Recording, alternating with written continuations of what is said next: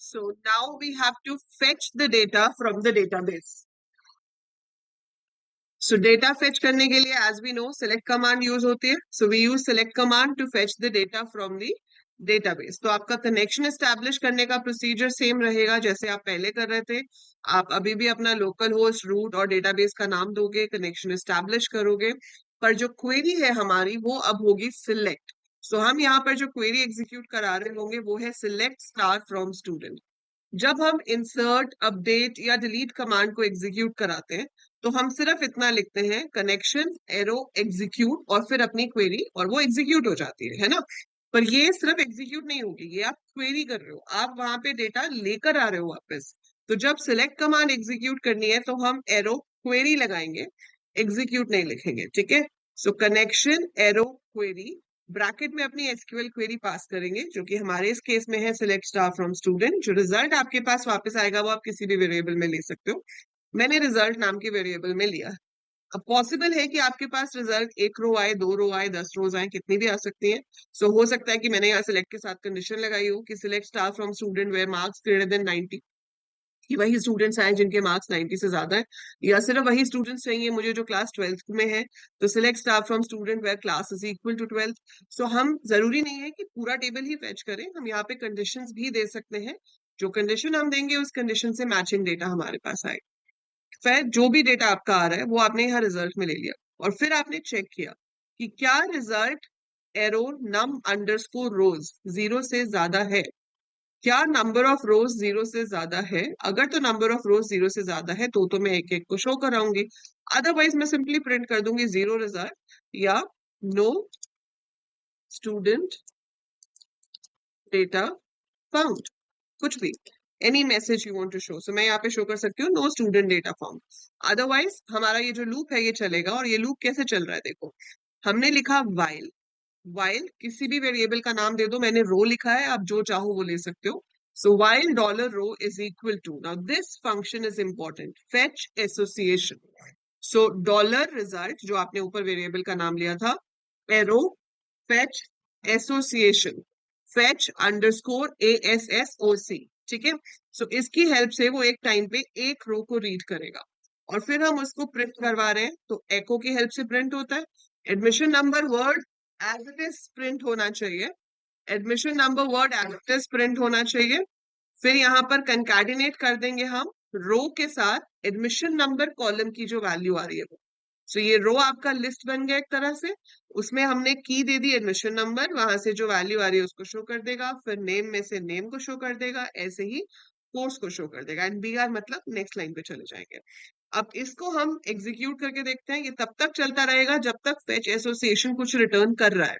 जब रिटर्न होना बंद हो जाएगा तो obviously it will stop working, वो उसके बाद काम नहीं करेगा, वो सिर्फ तब तक ही काम करेगा जब तक वो रीड कर पा रहा है. सो अगर मैं यहाँ पर डेटा 2.php देख रही हूँ तो यही डेटा था हमारे पास टेबल में, ये सारा फेच होके आ रहा है. आपको इसकी फॉर्मेटिंग में थोड़ा और चेंज करना है तो आप इसको और अच्छा कर सकते हो. आप इसमें शुरू करने से पहले यहाँ पर लिख सकते हो, अगर ये ज्यादा है तो हम यहाँ पर लिख सकते हैं echo h2 student data and close h2, and you can start your font tag and we can give size as 5, then close. और font tag को हम at the end जब loop खत्म हो जाए उसके बाद बंद कर सकते हैं. So echo slash font. So जो भी HTML के टैग्स आपको यूज करने हैं, you have to use them in PHP. तो आपको उसको ऐसे ही लिखना पड़ेगा. एंड आप यहाँ पर देख पाओगे यहाँ पर आ गया स्टूडेंट डेटा, और ये साइज बड़ा हो गया क्योंकि मैंने font size is equal to 5 दिया है. तो आप चाहो तो कलर भी चेंज कर लो, आप कुछ भी कर सकते हो, है ना. वो तो आपके ऊपर डिपेंड करता है आपको क्या कोड करना है. वो तो हमारी स्टाइल शीट्स हम लगा सकते हैं, है ना, हम कुछ भी कर सकते हैं. मैं चाहती हूँ कि ये जो हेडिंग्स हैं ये बोल्ड में आए, तो आप इसको यहाँ पर बोल्ड में दे दो. एडमिशन नंबर आपने बोल्ड में दे दिया, फिर आपने जो नेम है उसको बोल्ड में दे दिया, फिर आपको यहाँ कोर्स में, पर ठीक है एग्जाम में आपको स्टाइलिंग के लिए नहीं आएगा, पर वैसे अदरवाइज जब आप अपना बना रहे हो तो अच्छा दिखाने के लिए we can do all this stuff. Right. So ये थोड़ा डिफरेंट हो गया, हम कलर्स भी चेंज कर सकते हैं। So basically this is how you fetch the data.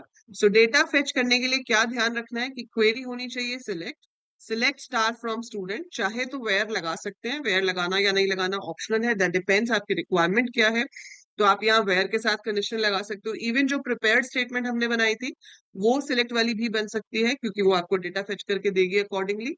फिर ऐसे ही आप यहाँ पर क्वेरी यूज करेंगे, क्वेरी के थ्रू आपकी क्वेरी एग्जीक्यूट होगी, डेटा को फेच करके एक वेरिएबल में लाएगी। अगर उसमें एक से ज्यादा रोज हैं तो हम एक लूप लगा लेंगे एंड फेच एसोसिएशन की हेल्प से। फेच एसोसिएशन एक टाइम पे एक रो को फेच करता है, so it fetches only one row at a time. तो जो भी रो आपकी फेच होगी वो अगर कुछ रिटर्न कर रही है तो लूप चलेगा, अगर वो रिटर्न नहीं कर रही है तो लूप विल स्टॉप। सो ये लूप तब तक चलता रहेगा जब तक डेटा फेच होकर आ रहा है। एक टाइम पे एक रो फेच हो रही है, वो प्रिंट हो गया। फिर सेकेंड रो फेच हुई, वो प्रिंट हो गया। थर्ड रो फेच हुई, वो प्रिंट हो गया। एंड डेटाबेस कनेक्टिविटी सबसे इंपॉर्टेंट टॉपिक है आपका पीएचपी का प्रैक्टिकल यूसेज के हिसाब से, क्योंकि फाइल हैंडलिंग तो हम इतना सजेस्ट नहीं करते, लेकिन यस आपका हर काम जो साइट में है, वो चाहे फीडबैक फॉर्म हो, चाहे साइन अप फॉर्म हो, चाहे आपको ऑर्डर प्लेस करना हो, चाहे कुछ दिखाना हो, वो सब काम आपका डेटाबेस से कनेक्टेड होता है। सो एवरीथिंग, इवन एक गेम है उसमें आपका स्कोर जो है वो स्टोर हो रहा है, वो भी डेटाबेस के साथ कनेक्टेड है।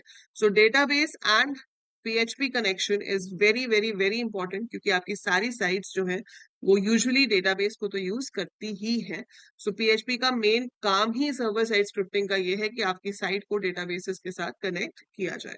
सो this is how we can fetch. तो हमने देख लिया इंसर्ट कैसे कर सकते हैं, अपडेट कैसे कर सकते हैं, फेच कैसे कर सकते हैं। तो आपको ये सारे ऑपरेशंस अच्छे से परफॉर्म करने आने चाहिए। Depending upon the requirement of your project हम इसको आगे भी यूज कर सकते हैं। तो अभी आपका जब एग्जाम हो जाएगा उसके बाद आपके पास जो फ्री टाइम होगा, so that is your responsibility कि आपको मुझे याद दिलाना है कि मैम एक प्रोजेक्ट बनवा दो पीएचपी में अच्छा सा। So we'll make a proper PHP project using database connectivity, ताकि आपको इसको बहुत ही अच्छे से समझ में आ जाए और इसकी अच्छी यूसेज भी आ जाए, और वो आप फिर अपने रिज्यूमे में भी डाल सकते हो, जो आपको आगे इंटर्नशिप और प्लेसमेंट्स के टाइम पे काम आएगा।